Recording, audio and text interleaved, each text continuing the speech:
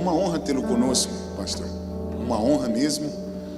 Muito obrigado por ter reservado um espaço aí na sua agenda corridíssima para estar aqui conosco. É uma honra para mim revê-lo e cultuar a Deus com você. Quem está feliz pela vida do pastor Sidney Almeida, seja muito bem-vindo, muito bem-vindo. Você é muito querido para nós.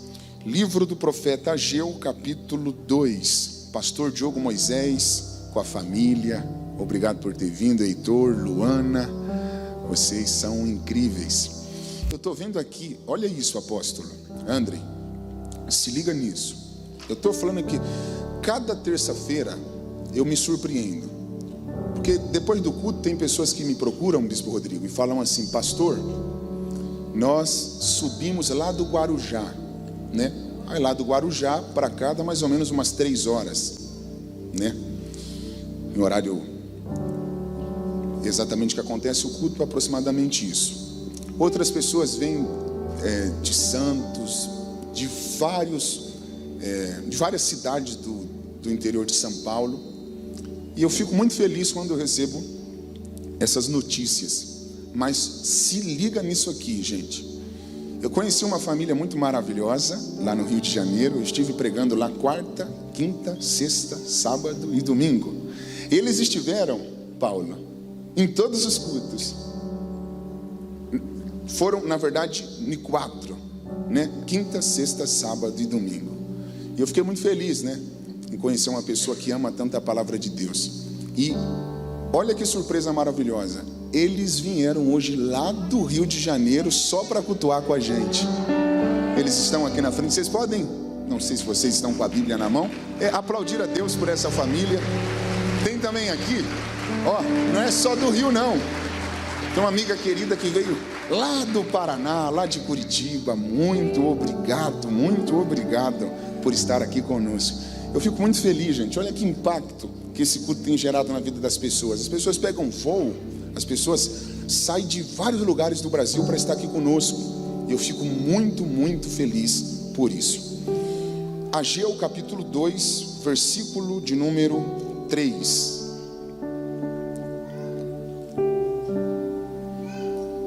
Eu agradeceria um copo para eu colocar água, por gentileza. Vocês encontraram?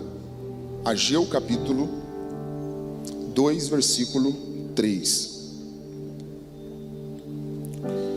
Quem há entre vós que, tendo ficado, viu esta casa na sua primeira glória? É uma pergunta. E como vocês estão vendo agora? Não é esta como nada perante os vossos olhos, comparada àquela? Eu vou ler de novo. Quem há entre vós que, tendo ficado, viu esta casa na sua primeira glória? E o que vocês estão vendo agora? Não é esta como nada perante os vossos olhos comparada àquela? Muito obrigado, somente aqui já é o suficiente. Muito obrigado pela água também. Os que estão sobre os pés podem tomar os assentos de vocês. Parece que o relógio parou, o relógio digital. Tenta consertar, porque senão eu vou pregar até umas 3 da manhã, hein?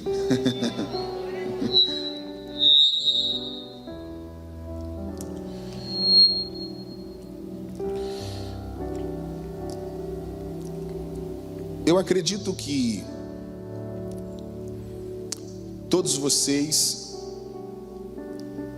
conhecem uma das avenidas mais conhecidas aqui do estado de São Paulo, Avenida Celso Garcia. Quem conhece essa avenida?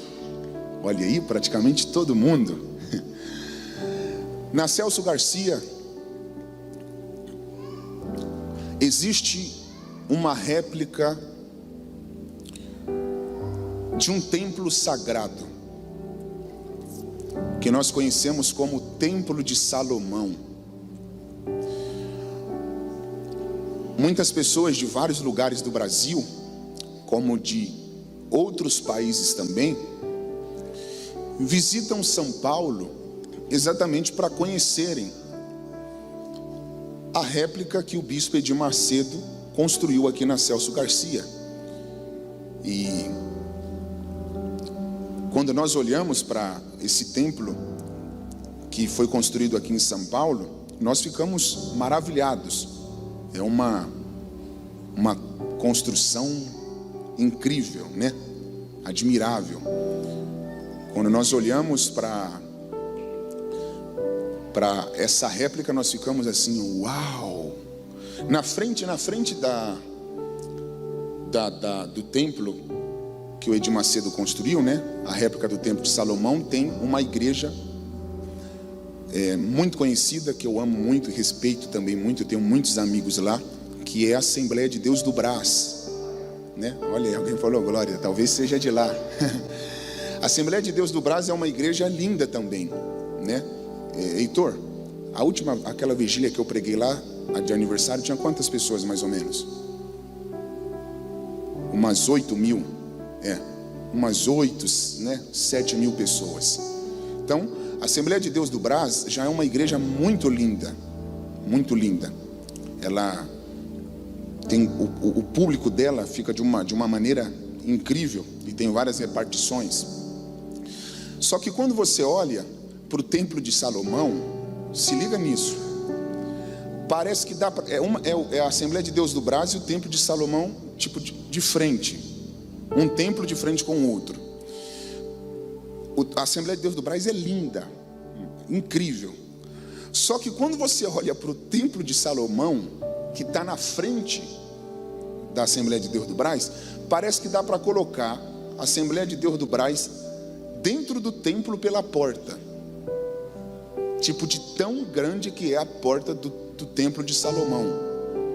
Não sei se vocês já viram, quando passa ali, fala sério, você olha e faz assim, ó, uau, né? Porque é um templo esplêndido, maravilhoso.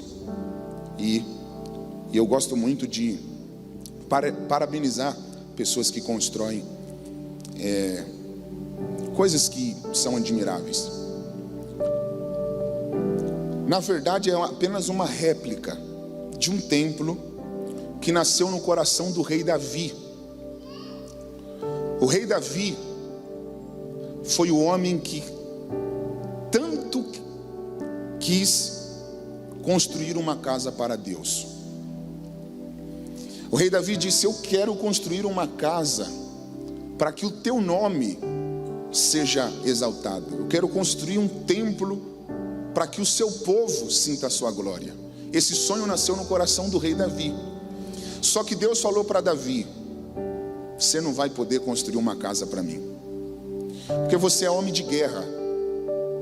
Olha para suas mãos e veja o que tem. Karina, aí Deus falou assim: Davi, suas mãos estão cheias de sangue, você é homem de guerra. Eu estou vendo que o seu coração quer construir uma casa para mim, mas eu não vou permitir. Só que fica tranquilo, esse sonho eu vou permitir que o seu filho faça se tornar realidade. Aí o filho do rei Davi, Salomão, que também foi um outro rei, pastor Amos, teve esse privilégio de construir a primeira casa para Deus, a casa fixa, o primeiro templo para Deus. E a primeira vez que eu estudei sobre a construção do templo de Salomão, eu fiquei espantado, porque se você pegar quantos construtores foram incluídos para aquela empreitada, doutor André, você fala assim, inacreditável. É que eu não me lembro o número exato, mas se não me falha a memória, foram mais de 100.000 homens envolvidos com a construção do templo de Salomão. Então imagine, olha quantos homens envolvidos na construção de um templo.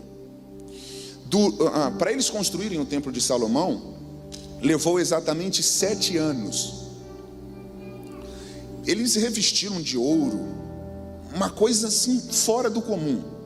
Para vocês terem ideia de como o templo de Salomão teve grande significado para Israel, ou para os hebreus, que ele foi considerado uma das 7 maravilhas do mundo antigo.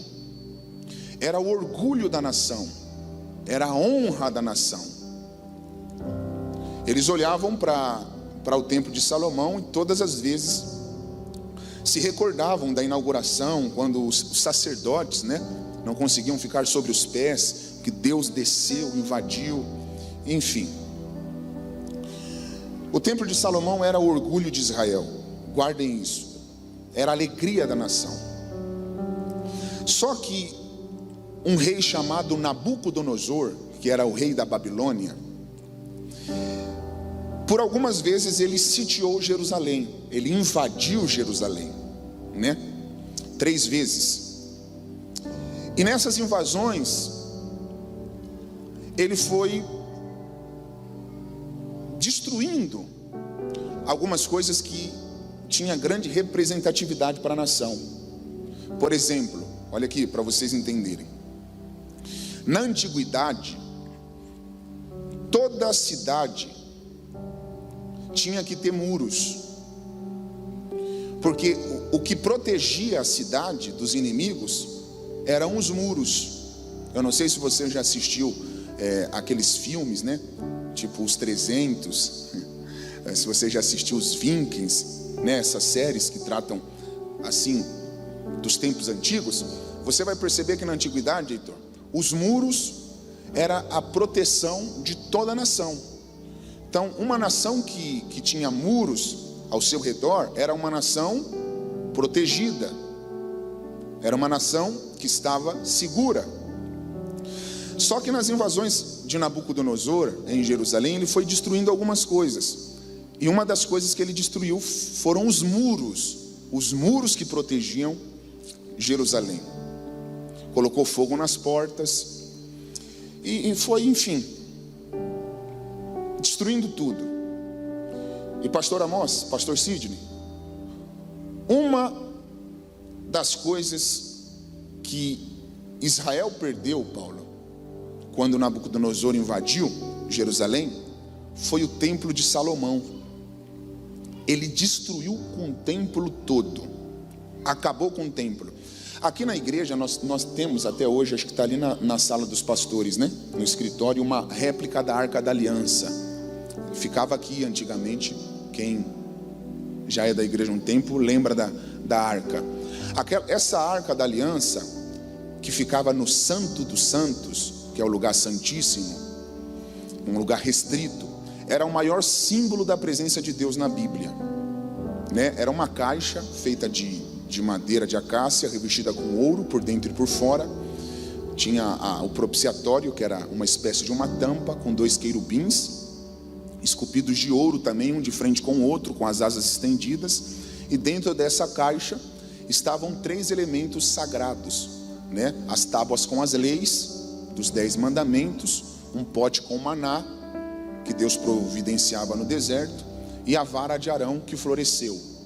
Então, 3 elementos de grande significado para Israel. Essa caixa, essa arca do juízo, do concerto, é o maior símbolo da presença de Deus na Bíblia. Quando a caixa estava com o povo, significava que Deus estava com o povo. Agora, quando a arca não estava com o povo, era uma representação da ausência de Deus na nação. Essa arca também foi uma das coisas mais importantes para Israel, Karina. Só que quando Nabucodonosor, apóstolo Tadeu, invadiu Jerusalém, a arca simplesmente desapareceu. Até hoje ninguém sabe aonde foi parar essa arca.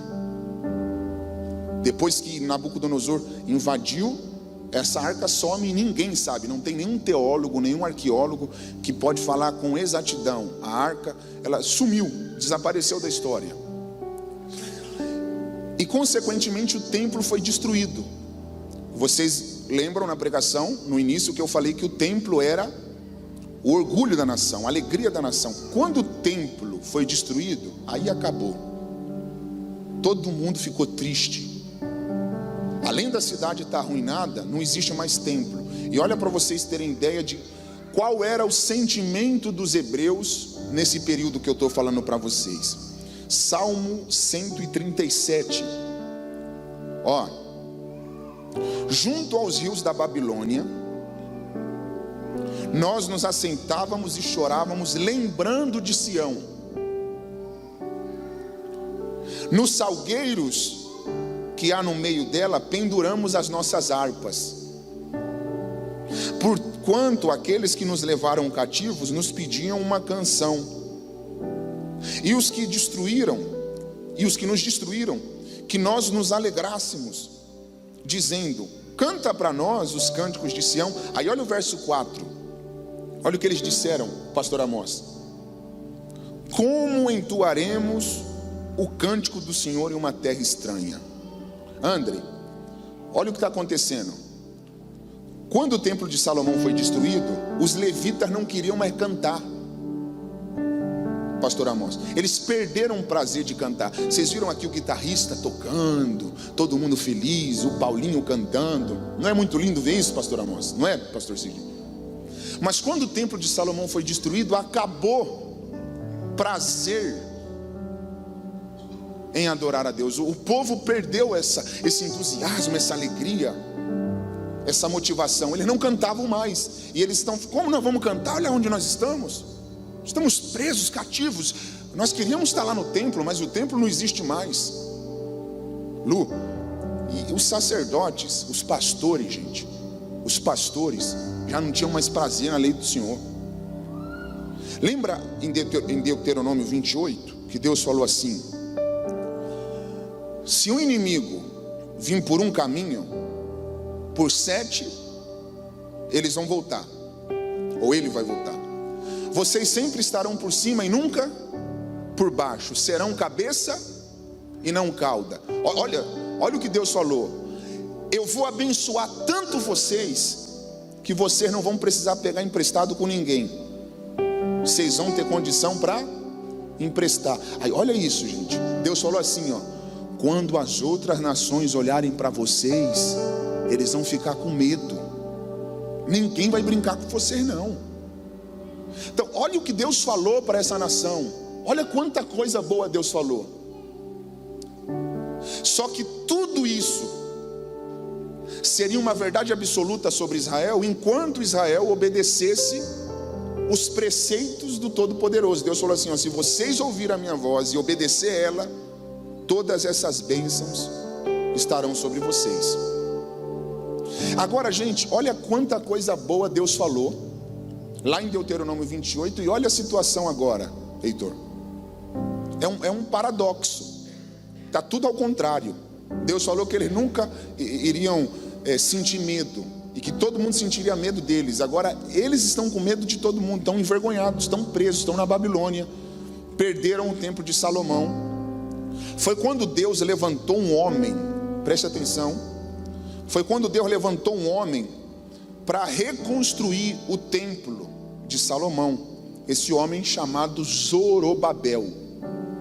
Talvez vocês já ouviram alguns pregadores pregando de Neemias, aquele homem que Deus levantou para reconstruir os muros. Vocês lembram? Então é dessa história que eu estou falando. Um Deus levanta para construir ou reconstruir os muros, e outro Deus levanta para reconstruir o templo. No caso, essa responsabilidade de reconstruir o templo estava sobre os ombros de um homem chamado Zorobabel. Só que quando vai acontecer essa restauração, olha o que aconteceu. No versículo de número, eu vou ler o 2. Gente, aqui eu começo a aplicar a mensagem. Fala agora a Zorobabel, filho de Sealtiel, príncipe de Judá, e a Josué, filho de Josadaque, sumo sacerdote, e ao resto do povo, dizendo, ó, versículo 3, olha a mensagem: quem de vocês, quem há entre vós, que tendo ficado, que permaneceu em Jerusalém, viu essa casa na sua primeira glória? É uma pergunta. Aí olha a resposta que vem: e como vocês estão vendo agora? Aí olha a resposta: não é esta como nada perante os vossos olhos comparado àquela? Sabe o que estava acontecendo aqui, apóstolo? Pastor Amós, quando Zorobabel vai ser usado por Deus para reconstruir o templo, o povo não estava conseguindo encontrar nenhum motivo bom, porque eles estavam presos ao primeiro templo, eles estavam presos ao templo de Salomão.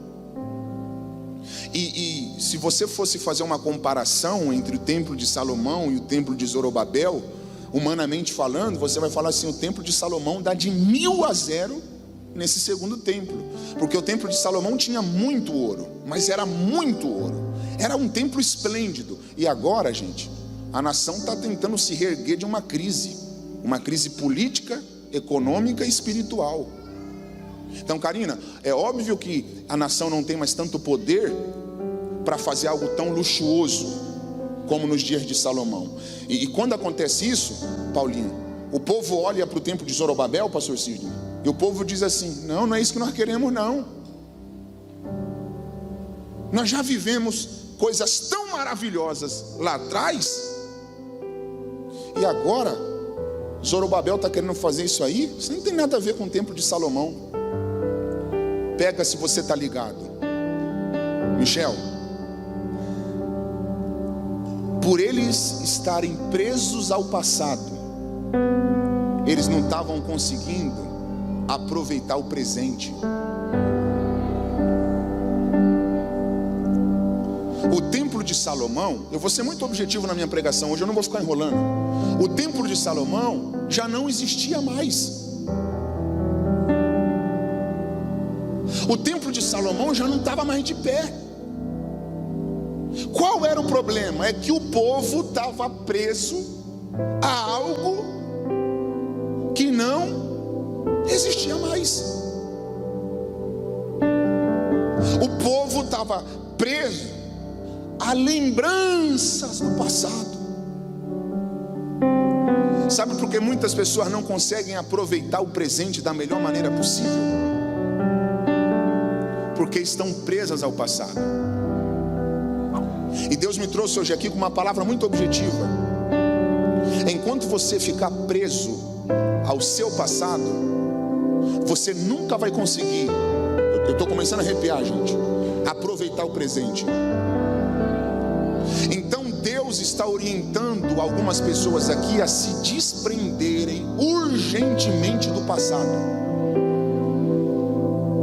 Se já não existe mais, não tem por que você ficar preso. Se não está mais na sua mão, não tem o porquê você ficar preso. Você precisa entender que o que você tem é o hoje. Eu vou repetir: o que você tem é o hoje. Então você tem que entender que o passado passou. Mas enquanto você não entender que o passado passou, o passado vai ser presente. E o maior problema é você permitir que o passado seja presente. Fala educadamente para quem está do seu lado: não permita que o passado seja presente.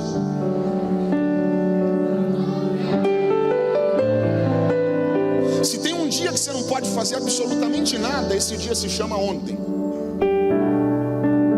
Sabe quando você percebe, Heitor, que um homem está morrendo? Quando as suas lembranças são maiores que os seus sonhos. Eu vou repetir, isso aqui não é para quem está boiando. Eu vou jogar para o alto, tenta pegar. Se as suas lembranças são maiores que os seus sonhos, é um grande indício que tem alguma coisa errada com você. Mas pastor, o que eu já vivi lá atrás, o senhor não tem ideia. O que eu já peguei na mão lá atrás, os contratos que eu já assinei lá atrás, as portas que eu já entrei lá atrás, o carro que eu já dirigi, a casa que eu já morei, o salário que eu já tive. Olha aqui para mim, meu amigo, por mais que foi bom que você já experimentou, não se compara ao que Deus reservou para te entregar lá na frente. Alguém está de pé pegando ali. Tem alguém pegando ali? Deus me... Olha ali, gente, eu estou arrepiado. Deus me trouxe hoje aqui com uma palavra de esperança para você que já experimentou algo bom, mas por algum acontecimento perdeu. Deus quer que você olhe para frente. Há algo extraordinário te esperando. Você pode aplaudir ao Senhor se você recebe essa palavra?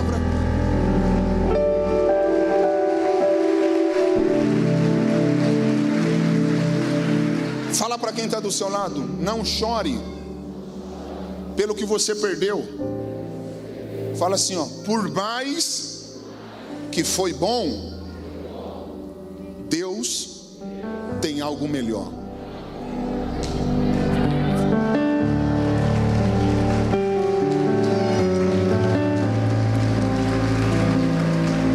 Se desprenda do passado. O apóstolo, se ele não pegar, eu não volto na terça-feira que vem. O teu passado definiu o teu hoje, mas eu quero ver ele definir o teu amanhã.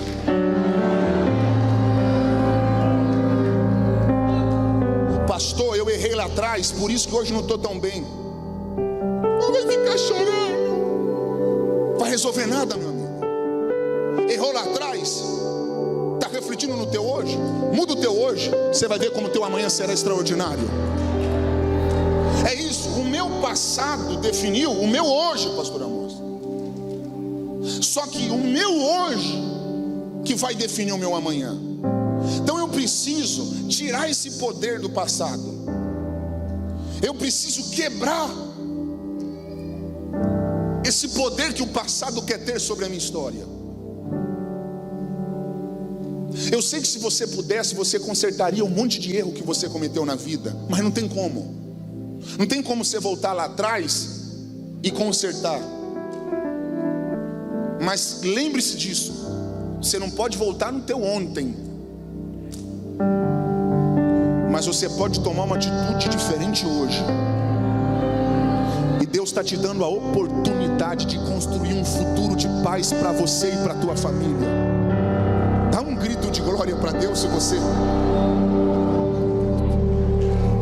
Olha isso. Olha o que o texto diz. O que vocês estão vendo agora, perante os olhos de vocês, é nada ao que vocês viram antes. Pega isso. O que você vê hoje, diante dos seus olhos, pode ser nada, mas tudo que Deus precisa é o que você tem hoje. Eu vou ir até você pegar. Pastor, mas o que eu tenho hoje é pouco demais. Quem falou que Deus precisa de muito?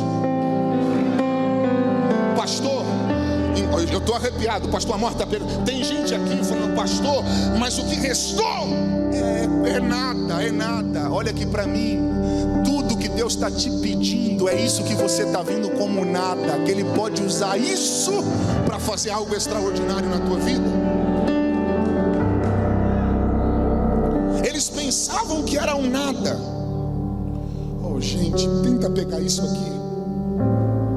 Pastor Amos, o povo não está dando moral. Vem cá ler um texto, vem cá me ajudar.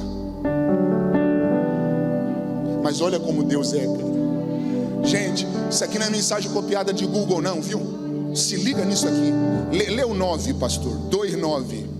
O povo está falando: isso é um nada, não tem como a gente ser feliz, isso não tem tanto ouro como de Salomão. O coronavírus veio, a pandemia veio, e o mundo nunca mais vai ser o mesmo. Aí olha a palavra de Deus para você que está olhando para o agora como nada. A glória da segunda casa será maior do que a da primeira, diz o Senhor dos exércitos. Lê de novo, pastor. A glória da segunda casa será maior do que a da primeira, diz o Senhor dos exércitos. Olha lá atrás, tem alguém de Pelé pela terceira vez para eles pegarem. A glória da segunda casa será maior do que a da primeira, diz o Senhor dos exércitos.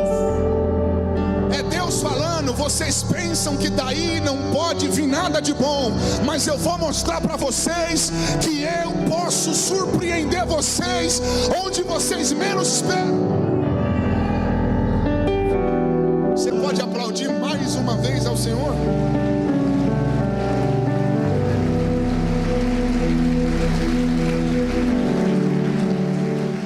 Eu amo os detalhes, pastor Amós. Olha isso aqui. Ageu falou o quê? A glória da segunda casa será o quê? Peraí. Olha, alguém pegou. É isso aí. Olha o texto. A glória da segunda casa será... Pera. Se o texto diz que a glória vai ser maior, olha isso, apóstolo. Então quer dizer que a glória tem proporções diferentes.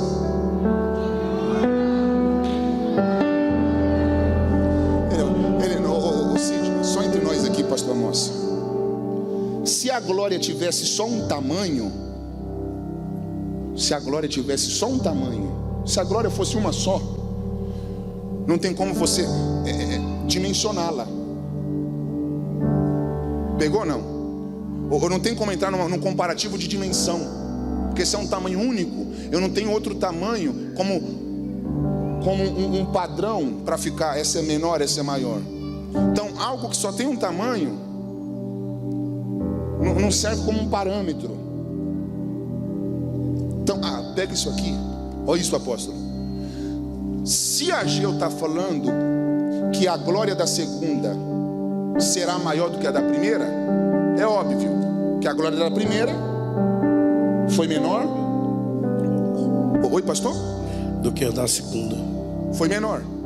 Então, se uma foi maior e a outra foi menor, isso quer dizer que a glória de Deus se revela em proporções diferentes. Tenta pegar isso, tenta pegar. Não, pera, gente, pera. Pega primeiro para você depois glorificar. Olha isso, Heitor. Ele falou que a glória da segunda casa seria maior. Mas me responda uma coisa: qual casa era maior? Pegou? Meu Deus! Cid, o pastor já pegou. Ele falou que a glória da segunda seria maior do que a da primeira. Agora eu vou perguntar da casa. Qual casa era maior, a primeira ou a segunda? Templo de Salomão, a primeira. Então a primeira casa era maior que a segunda? Sim, era maior. Mas ele falou que qual glória seria maior? A da segunda, que o templo era menor. Peraí, então no templo menor a glória é maior. Meu Deus! Então quer dizer que o tamanho da glória de Deus é inversamente proporcional ao tamanho do templo. Oh, aleluia! Fala para eles. Quanto menor o templo, maior a glória. É por isso que João Batista disse assim: o importante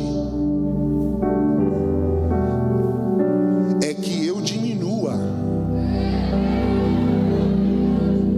porque se eu crescer muito, não tem espaço para a glória dele aparecer. Pegaram. Aí João está falando: o importante é que eu diminua. Mas João, por que você quer diminuir? Porque quanto menor for o templo, maior será a glória. Aleluia! Levanta a sua mão, expresse alguma palavra que glorifique a Deus. Fala para quem está do seu lado: quanto menor for o templo, maior será a glória. Olha aqui para mim, só que eu não estou falando de templo, salão, não. Porque Paulo disse, André, que Deus não habita nisso aqui, ó. Deus não habita em templos feitos por mão de homem. O templo que eu estou falando, que hoje tem que ser menor, não é templo, igreja, matéria, bloco, salão. Sabe qual que é o templo que tem que ser pequeno para que a glória aumente? É esse aqui, ó.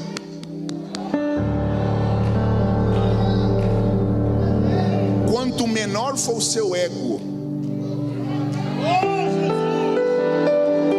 quanto menor for o seu eu, mais espaço terá para Deus aparecer na tua vida.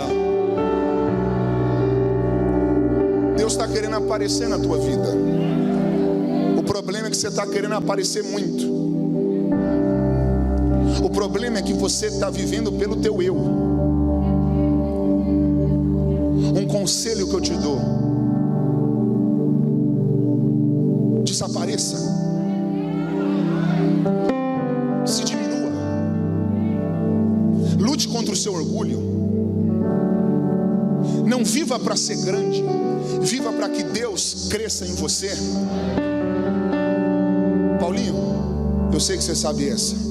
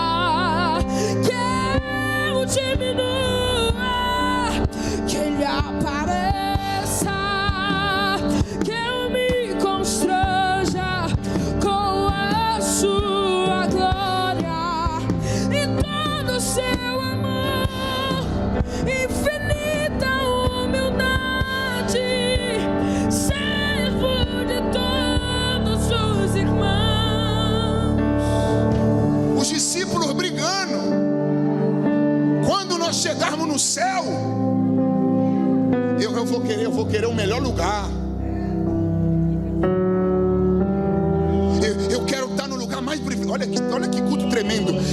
Olha, pastor, assim, eu não estou falando de R$1. E olha as pessoas ofertando aqui, ó. Os discípulos brigando, pastor Amós. Olha o pastor com os olhos cheios de lágrimas, para ver quem seria o maior. Jesus olha para eles e diz assim: parem de brigar, porque o reino não trabalha como os homens. O reino não funciona como os homens pensam. Vocês estão brigando para ver quem será o maior. Só que anotem como funciona o reino: o menor será o maior. O que serve, fala sério, na terra, quem é servido é o maior. É ou não é? Se chega alguém famoso, com dinheiro, todo mundo, não, toma aqui, isso, lava o pé. Mas o reino é diferente, gente. No reino, o maior é aquele que serve.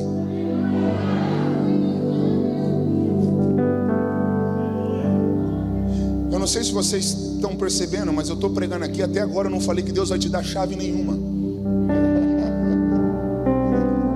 Eu não falei que Deus vai entrar na sua guerra. Não falei nada disso. Porque mais importante de você ganhar o que você quer, Deus está interessado que você seja aquilo que Ele quer. Eu vou repetir: o maior interesse de Deus não é te dar o que você está querendo. O maior interesse de Deus é que você se torne parecido como Jesus. Então você não tem que vir para a igreja apenas para receber força para conseguir conquistar suas metas, os seus objetivos. Você não pode viver na igreja sem viver o reino.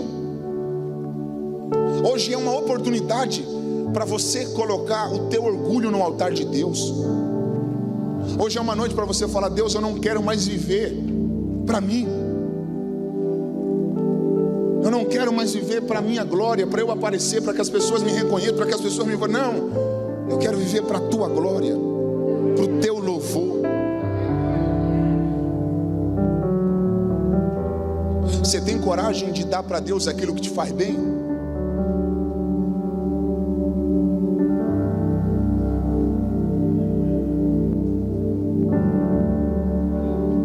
Eu vou repetir: você tem coragem de dar para Deus aquilo que massageia o teu ego? Eu me lembro de uma experiência, isso aqui é muito simples, mas foi uma experiência que eu vivi. Quando eu era jovem, eu ainda sou jovem, né? Quando eu era jovem, parece o velhão falando. Mas quando eu era mais novo, pastor Amós, eu tinha vontade de ter um carro com uma roda cromada, né? Roda cromada e tal. E aí, uns 7 anos atrás, 8, eu tinha um Fusion. Era um carro muito legal que eu gostava pra caramba. E aí eu coloquei uma roda cromada, acho que era 22 a roda. Pensa num carro que ficou bonito, coisa de jovem.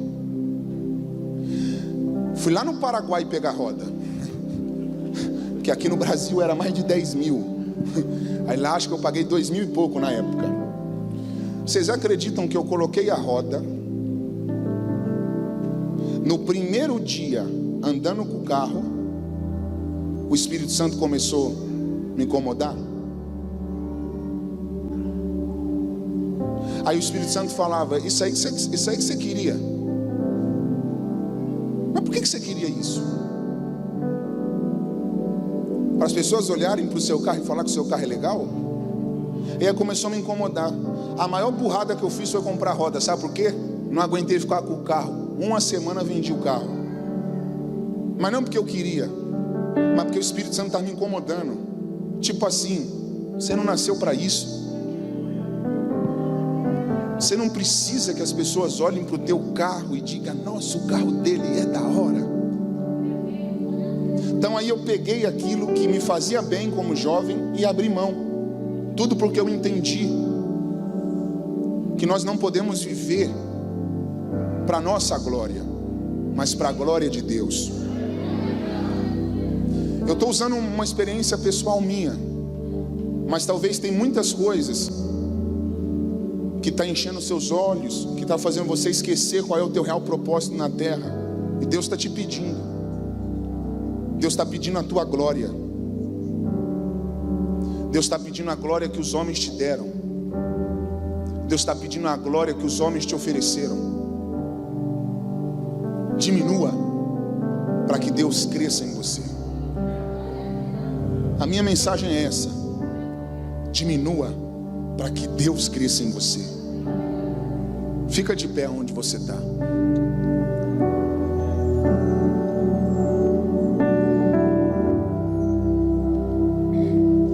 Quem sente a presença de Deus aqui?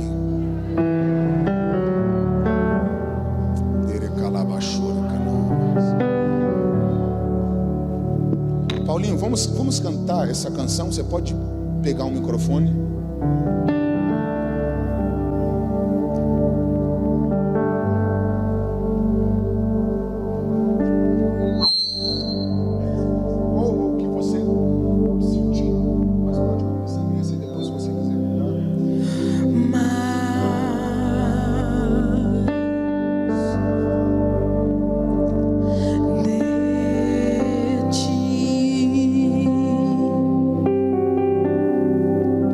Será que você pode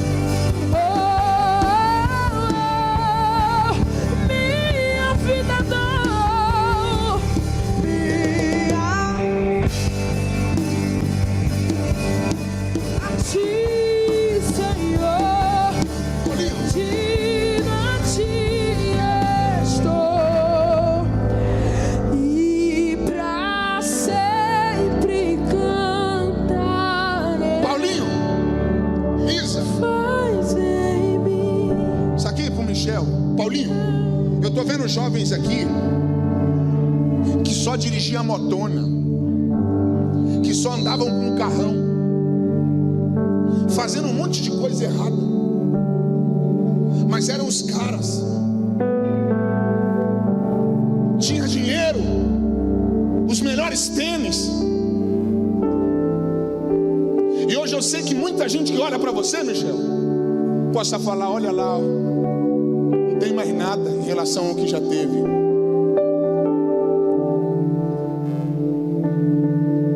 Mas sabe qual foi tua escolha? Deus, eu não quero mais nada disso aqui. Eu não quero mais ter que fazer coisa errada para ter carro do ano, moto do ano, para as meninas olhar para mim e falar que eu sou o cara. Você pegou tudo que girava em torno do seu ego, deu para Deus, para viver para a glória dele. Eu sei o que eu estou pregando aqui. Tem jovens aqui, pastor Amos, que quando eram do mundo, só tinha coisas boas. E hoje, que estão na igreja, as pessoas olham e virou um bobo. Antes pegava todo mundo, hoje não pega mais ninguém. Antes era o cara e hoje olha como está. Foi uma escolha que você fez. Abriu mão da sua própria vida para viver a vida de Deus em você.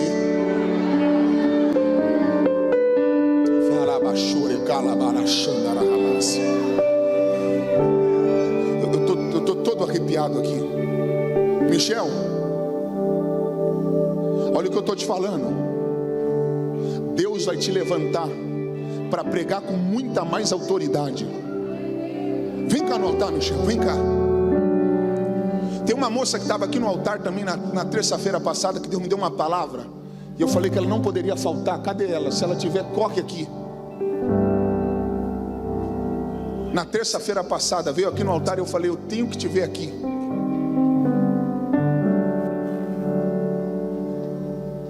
Está vendo a maneira que eu estou pregando? Deus vai te usar muito mais. Só Deus e você sabe de quantas coisas você abriu mão para estar com Ele. O templo escolheu se diminuir, mas Deus está me usando para te falar: eu vou fazer uma glória tão grande descer sobre a tua vida, que você vai ver que vale a pena abrir mão da própria vida para viver para a glória de Deus. O que Deus me deu, Deus te entrega em dobro. Sua mãe vai te ver ganhando muitas almas.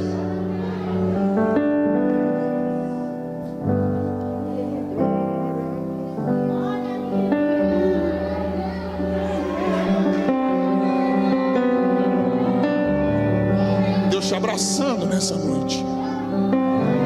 A igreja levanta a mão para glorificar a Deus, porque Deus está abraçando os jovens. Paulo, eu não vou abraçar ele, porque o próprio Deus está abraçando ele.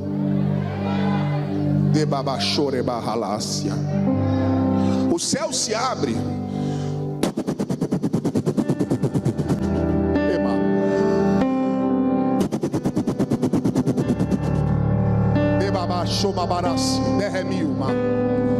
Desce um ser celestial.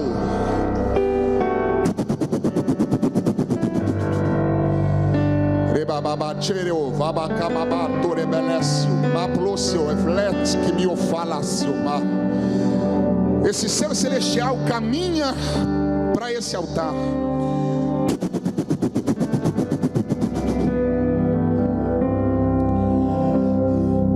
Ele coloca uma espada na tua mão, Michel. Deus está me dizendo, diga para ele que eu estou dando a espada da palavra para ele.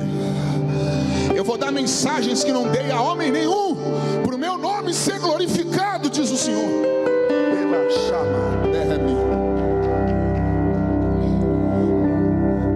Deus está te dando dons aqui. Moça, vem cá.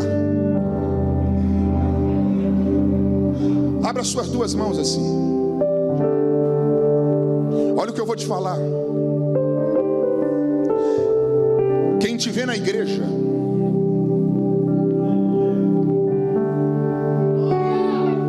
não imagina quantas inseguranças você carrega dentro de você.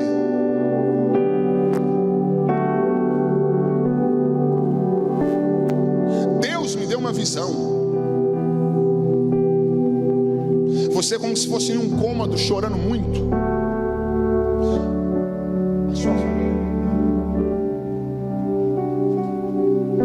Só Deus sabe quantas coisas você já viu acontecer na tua família.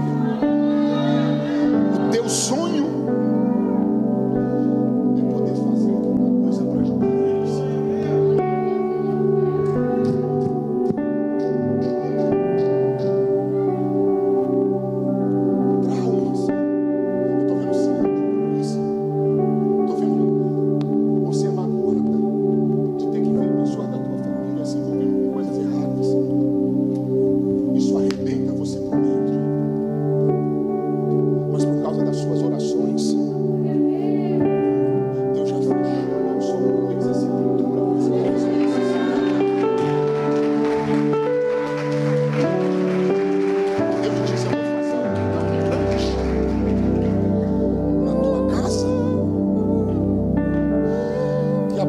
Salvação vai ser levantada lá.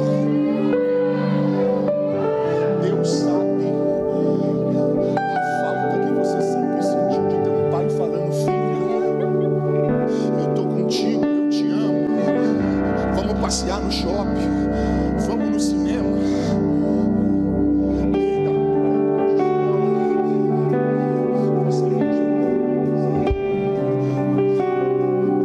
Paulo, dia dos pais foi que dia da semana agora? Domingo. Deus sabe a dor que você sentiu nesse domingo.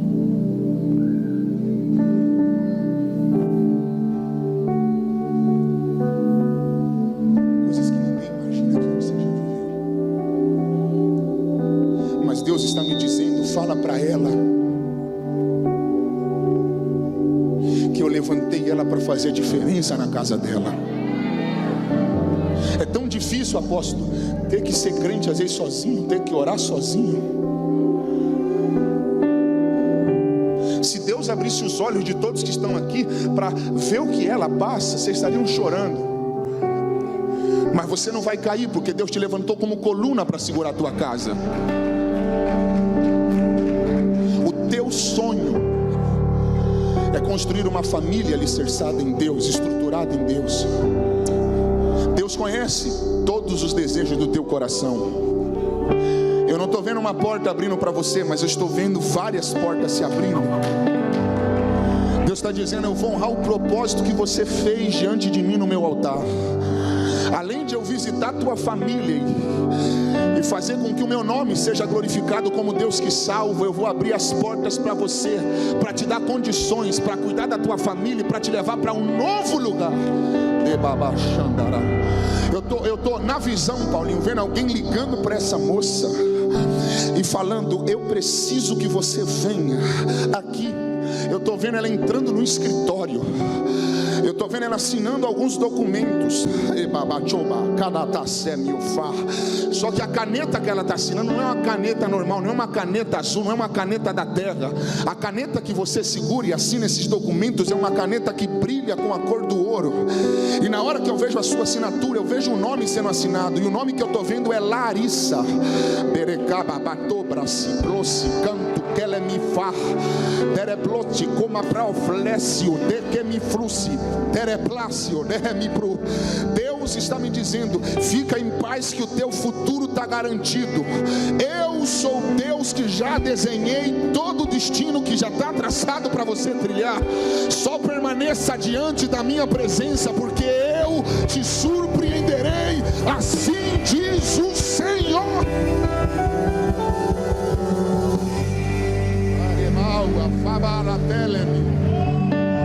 Se a igreja pode, aproveita para glorificar a Deus, porque tem...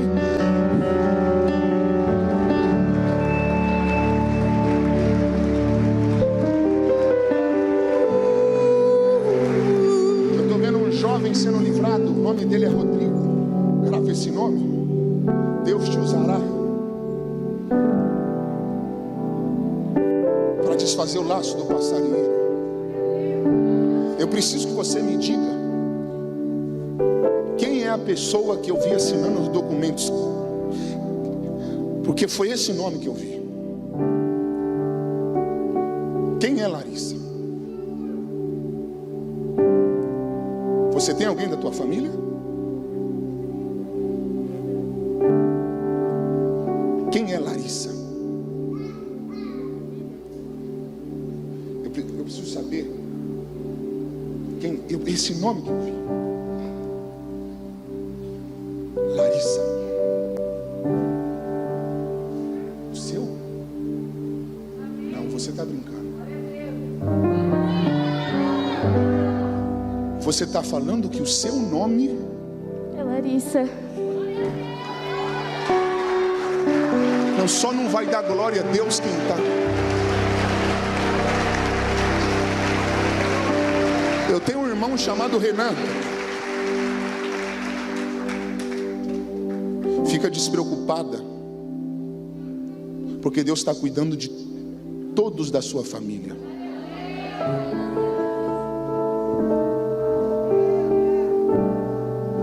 Numa mão Deus coloca livramento, na outra Deus coloca recursos. Fecha as duas. Quem pode aplaudir bem forte ao nome do Senhor? Deus abençoe, meu chão. Se é para Ele, pode ser mais forte. Você está de máscara preta, isso faz assim com a tua mão? É, você, camisa, isso? É. Deus está te abençoando. Olha o que eu vou te falar. Deus já te deu um presente. E Deus vai te dar condições para você cuidar desse presente. Deus vai te dar condições para você cuidar da tua família. O presente está te abraçando. É um milagre. Não foi plano de vocês. Plano de Deus. Você vai ver ela cantando muito para Deus. E quando ela estiver cantando, lembra dessa palavra. Pessoas serão curadas, porque Deus marcou ela desde o ventre da mãe. Há uma promessa sobre a vida dela.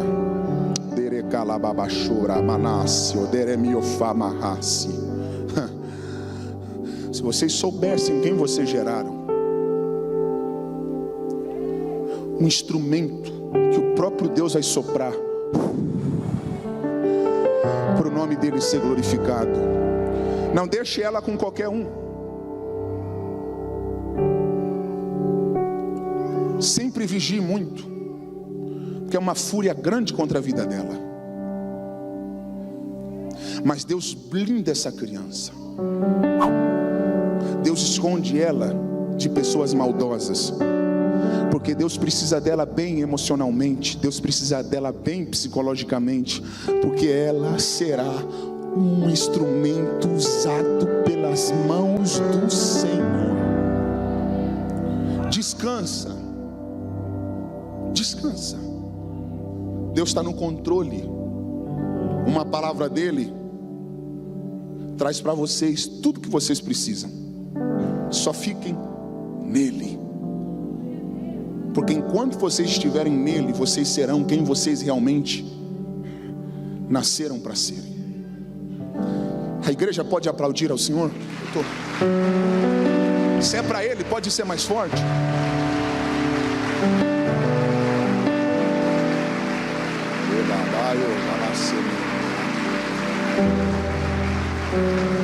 Tome o seu assento. Paulinho, eu estou com meus ossos tremendo aqui, pastor Moça. Estou sentindo os meus ossos tremendo. Quem está sentindo a presença de Deus aqui? Que noite. Você precisa entender que você nasceu por um propósito maior do que você. Alguém falou, eu creio, eu vou repetir. Você tem que entender que você nasceu por um propósito maior do que você. Não importa o que a terra tirar de você, não importa o que a terra vai arrancar de você, o que importa é você não perder o propósito. Queridos, eu estou sentindo algo tão forte aqui, Heitor, que eu não vou nem mais ficar. Você percebeu que enquanto eu estava pregando, falando de diminuir, para a glória de Deus crescer, pastor Diogo Moisés, pessoas vieram aqui voluntariamente, já recolheram uma vez oferta, e pessoas continuaram vindo aqui semear. Os melhores cultos são aqueles que o próprio Deus te chama para o altar. Eu já falei isso aqui, eu sempre falo. Os cultos que eu dei, as minhas ofertas mais expressivas para Deus foram aqueles que eu não vi o pastor falando de dinheiro. Não que seja errado um pastor falar de dinheiro, mas é que a gente sente quando tem um outro propósito por detrás das palavras. Eu mesmo sou um tipo de pessoa que não consigo ouvir palavras. Eu não sei se é pelo meu tempo no altar ou pelas minhas experiências de vida, mas doutor André, eu não consigo mais ouvir palavras. Os meus ouvidos, eles sempre escutam mais motivações. Então às vezes a pessoa está falando, só que eu não estou conseguindo ouvir o que ela está falando. Eu estou conseguindo ouvir o que está por detrás do que ela fala. É o ouvido que não ouve palavras, mas que consegue captar motivações. E a gente sente quando tem uma motivação de Deus, uma motivação sincera. Eu não vou aqui falar para você ofertar para Deus te dar 100 vezes mais. A única coisa que eu quero te falar, se você está sentindo Deus por detrás de tudo que está sendo dito aqui, entrega para Deus a tua oferta. Olha aqui, não é o teu dinheiro, é a tua oferta. Dinheiro, ele é apenas dinheiro na sua conta, na sua carteira, na sua bolsa. Quando você se conecta com o profético, você faz o seu dinheiro se tornar semente. Eu gostaria muito que todos nesta noite sentissem o que eu estou sentindo e entregassem no altar de Deus a sua semente. Esse texto que eu preguei aqui, eu finalizo. Ouçam isso. O capítulo 1 de Ageu, no versículo de número 5, olha o que diz o texto. Ora, pois assim diz o Senhor dos Exércitos: aplicai o vosso coração aos vossos caminhos. Sabe o que Deus está falando? Vocês colocaram o coração de vocês no caminho de vocês. Olha o outro versículo 6: semeais muito, vocês plantam muito e colhem pouco. Vocês comem, mas não se sentem saciados. Vocês se vestem, mas vocês não se sentem aquecidos. E o que recebe salário num saco furado. É como você trabalhar, pegar o teu salário e quando você for guardar ele, o saco está furado, não segura nada. Olha o versículo 7, assim diz o Senhor dos Exércitos: aplicai o vosso coração aos vossos caminhos, sobe ao monte e traz madeira e edifica a casa, e dela me agradarei e eu serei glorificado, diz o Senhor. Olha Deus falando: coloque um coração no meu reino, pare de pensar em vocês, levantem, se preocupe com o meu reino, com a minha casa, e eu vou ficar feliz com vocês, porque o meu nome vai ser glorificado. E olha o versículo de número 9: vocês olham para o muito, mas alcançam pouco, e esse pouco, quando vocês levam para casa, eu assopro. Por quê? Por causa da minha casa, que está deserta. Vocês estão correndo atrás da própria casa de vocês. Vocês vão ver aqui que Deus secou a terra, que Deus soprava. Por quê? Porque o povo se preocupava muito com a casa deles, mas não se preocupava com a casa de Deus. Vocês provavelmente ouviram eu falando que eu fui assaltado agora no Rio de Janeiro. Levaram tudo, carro, celular, iPad, tudo. Eu ia usar um exemplo de celular, mas o que eu estou aqui é emprestado, é do secretário. Um iPhone, Paulinho, pronto, quanto que custa o celular que está na sua mão? Mais ou menos 6 mil. E o do senhor, pastor Amós? Uns 7 mil. Aqui no Brasil, você pega um iPhone 11 Pro Max, está quase 10 mil reais. É errado andar com um celular caro, sim ou não? Claro que não, gente. Tecnologia está aí, você pode acessar. O que eu não entendo, eu vou falar, não vou falar de você não, vou falar da minha própria vida. O que eu não entendo, Karina, é que eu às vezes quero andar com um celular de 10 mil reais e não vejo como muito, mas aí eu vejo 1.000 reais como muito para dar para o reino. Eu consigo andar com um carro de 100, 150, 170, 200 mil reais, mas aí quando fala de dar 20 mil para fazer alguma coisa na obra, eu falo: não, isso é muito. Não tem alguma coisa errada, gente? Eu posso ter o melhor carro, o melhor celular, a melhor casa, a melhor roupa, comer nos melhores restaurantes, que não tem problema. Aí quando é para entregar para Deus, quando é para fazer alguma coisa para Deus, eu vejo problema. Esse é o problema de muitas pessoas, elas se preocupam só consigo mesmo e não com o reino. Mas eu creio que o Espírito está gerando em você um sentimento para se envolver com o reino de Deus. Alguém recebe essa palavra? Sabe qual que é o meu desejo, gente? O meu desejo é que Deus coloque muito. Eu já orei para Deus colocar muito na minha mão. Muito. Para quê, pastor? Para que eu tenha condições de abrir clínicas de recuperação. O meu desejo é que Deus coloque milhões, Heitor, nas nossas mãos, para nós falarmos assim: vamos abrir uma clínica top para conseguir colocar 5 mil internos, nós não vamos cobrar nada de ninguém, vamos ver usuários de drogas sendo transformados. Esse é o meu maior sonho. Meu maior sonho é ter condições, apóstolo, para chegar aqui na igreja e falar: telão de LED que está faltando, quanto que é? 100 mil? Olha lá na conta, Deus me abençoou e eu quero cuidar da casa do meu Deus. Se Deus vê que o teu desejo de ser abençoado gira em torno do nome dele ser glorificado, pode ter certeza que Deus vai te abençoar de uma maneira extraordinária. Eu libero uma palavra para quem é empreendedor e para quem tem o sonho de se tornar empreendedor.